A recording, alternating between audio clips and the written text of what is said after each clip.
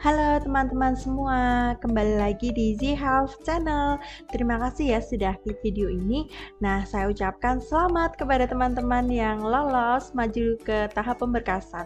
Nah, bagi teman-teman yang belum lolos, jangan khawatir karena masih akan ada waktu dan kesempatan di lain waktu. Jadi tetap semangat teman-teman ya. Untuk saat ini saya akan bahas terkait dengan persiapan kerja menjadi ASN.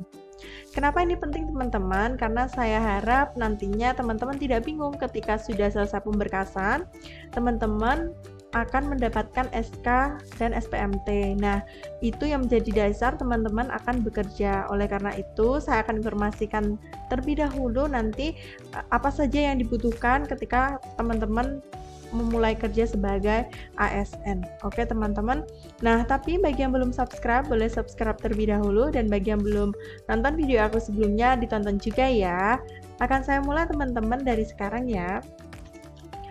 Untuk yang akan saya bahas kali ini adalah terkait dengan pakaian dinas, ATK, akomodasi, dan tanah tinggal. Ini 4 poin penting ya teman-teman ya, yang perlu teman-teman ketahui, perlu teman-teman cari begitu ya, sebelum teman-teman memulai kerja. Oleh karena itu akan saya bahas satu persatu mulai dari pakaian dinas. Untuk pakaian dinas, teman-teman saya informasikan ini diatur dalam Permendagri ya, nomor 11 tahun 2020. Di sana sudah diatur secara rinci. Nah, tetapi nanti akan ada kebijakan daerah, teman-teman. Nanti akan ada diatur lagi dalam peraturan daerah begitu.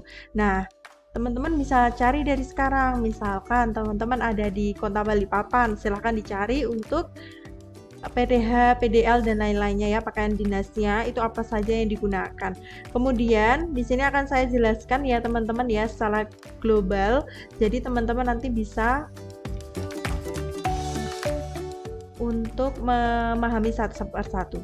Di sini saya mulai dari PDH terlebih dahulu. Jadi PDH itu warna kaki teman-teman ya. Kemudian ada PDH kemeja putih, celana, rok hitam, dan PDH batik, tenun, lurik atau pakaian khas daerah.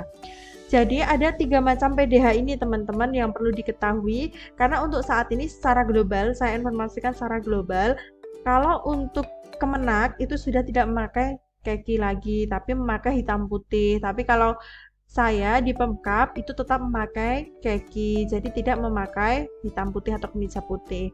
Untuk PDH batik, tenun, lurik atau pakaian khas daerah itu masing-masing daerah itu pasti memiliki. Saya yakin ini juga dalam satu daerah itu tentunya akan ada.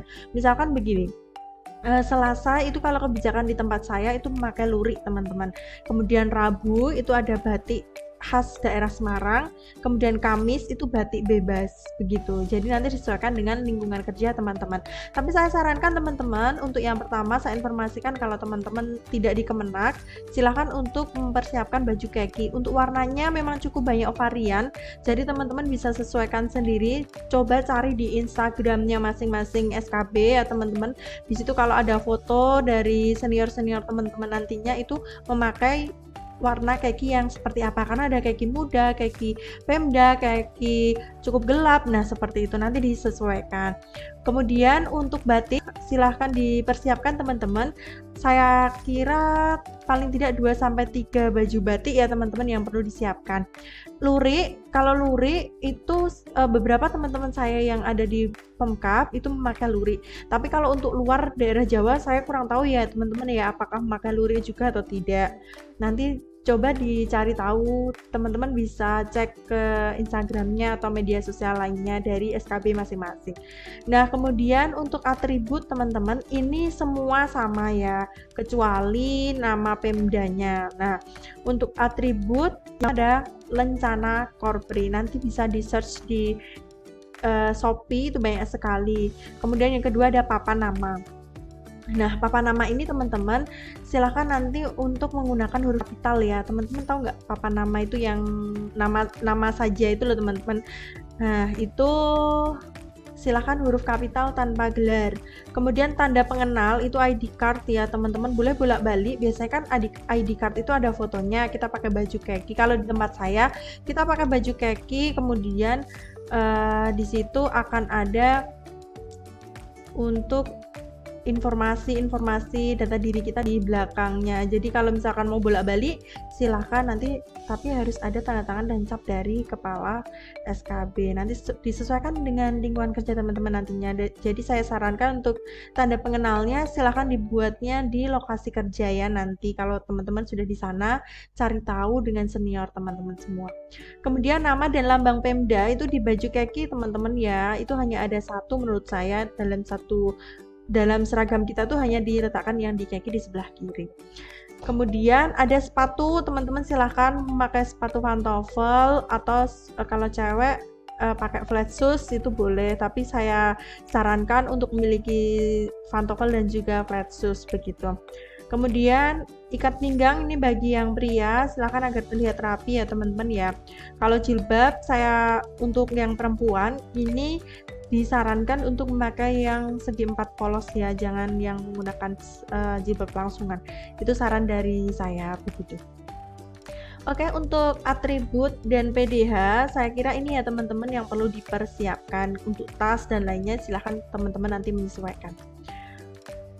Kemudian saya akan bahas terkait dengan ATK dulu ya teman-teman ya.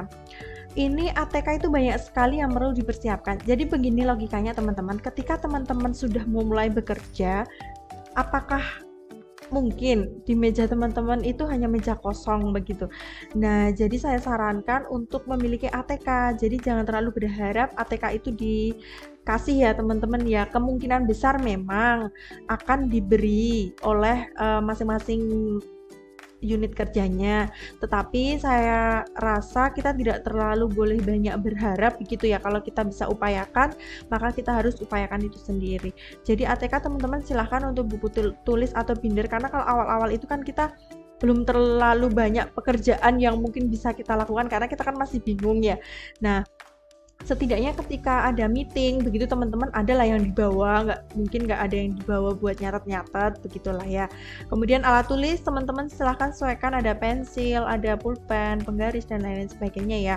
Kemudian ini untuk menyimpan file teman-teman silahkan nanti dicari di Shopee boleh kalau mau dipersiapkan dari sekarang.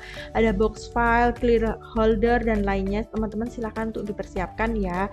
Ini untuk menyimpan berkas-berkas kita teman-teman. Jadi kalau kita pertama kerja di SKB begitu ya, khususnya bagi teman-teman pawang belajar, itu nanti teman-teman akan mendapatkan SK. Banyak sekali dalam 1 tahun itu SK yang turun, karena setiap kegiatan itu pasti ada SK-nya.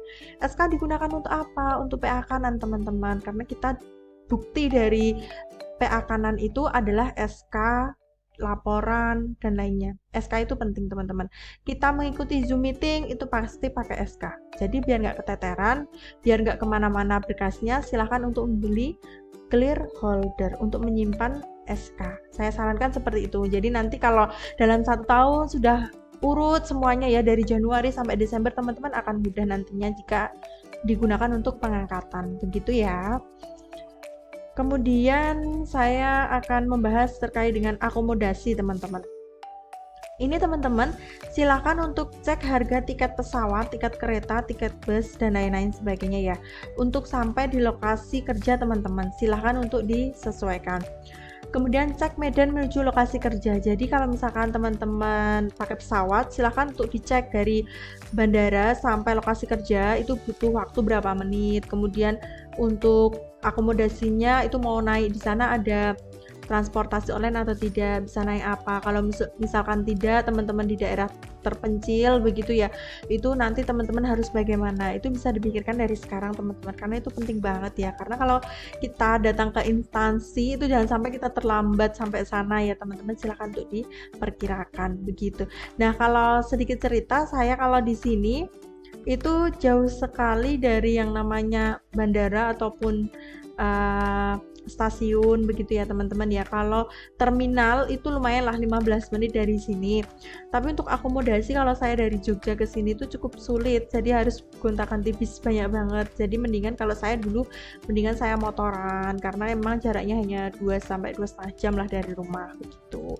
Nah, kemudian kalau di sini juga tidak ada transportasi online teman-teman, jadi kita benar-benar harus mandiri di sini, tidak bisa pakai jasa-jasa beli-beli makanan online, itu tidak bisa. Nah, kemudian Untuk yang lainnya silahkan disesuaikan ya teman-teman ya.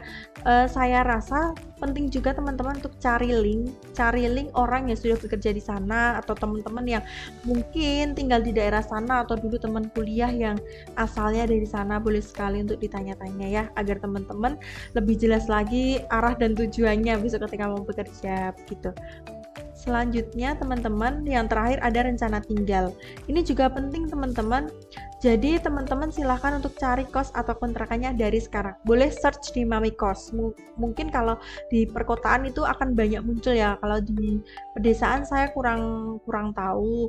Tapi kalau saya karena lokasinya di Jogja, dan juga maksudnya saya asli Jogja, dan di rumah memang kita punya kos, dan itu memang didaftarkan di Mami Kos. Dan kalau kita search di Jogja banyak banget yang ada kos kontrakan di Jogja begitu. Tapi teman-teman coba kalau di daerah teman-teman yang terpencil, kalau di sini memang tidak ada teman-teman, di lokasi saya kerja sekarang memang tidak ada untuk di Mami Kos, tidak ada. Jadi kita mandiri, harus sebelum kita datang ke sini kita harus sudah mencari terlebih dahulu, atau kita cari link terlebih dahulu. Nah, saya informasikan seperti ini, kan sebelum bekerja itu teman-teman sudah datang terlebih dahulu ke lokasi kerja untuk memperkenalkan diri ya, seperti yang saya jelaskan di video sebelumnya.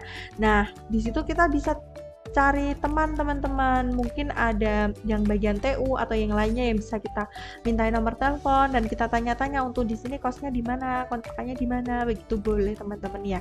Kemudian minta informasi dari orang sekitar lokasi kerja. Nah, itu yang saya informasikan tadi ya teman-teman ya. Kemudian cari yang paling dekat dengan lokasi kerja, karena kita kan masih awal-awal, jadi kemungkinan bisa saja kita bangun siang begitu ya. Dan saya sarankan ini jangan sampai teman-teman itu terlambat ya ketika berangkat bekerja, jadi sesuai dengan jam kerjanya begitu. Kemudian cari tahu tentang calon tempat tinggal teman-teman. Jadi di sana itu apakah kos campur, kos putra, kos putri, kemudian boleh bawa suami atau tidak, kemudian apalah yang perlu ditanyakan teman-teman, adatnya seperti apa. Karena kalau di sini teman-teman, adatnya di sini karena kita memang harus berbaur dengan masyarakat. Meskipun kita kos kontrak, kita tetap wajib mengikuti kegiatan masyarakat begitu. Jadi kita harus pintar bagi waktu, kapan kita bekerja, nanti pulangnya kita membaur dengan masyarakat, ikut pengajian, ikut kerja bakti dan lain sebagainya. Nanti silahkan disesuaikan teman-teman ya. Ini 4 poin penting yang saya informasikan teman-teman, buat bekal teman-teman semua, agar jangan sampai kelewat ya teman-teman, karena ini penting sekali untuk diketahui dari sekarang, dicari dari sekarang. Oke, kalau misalkan ada salah kata saya minta maaf, dan semoga videonya bermanfaat ya teman-teman ya.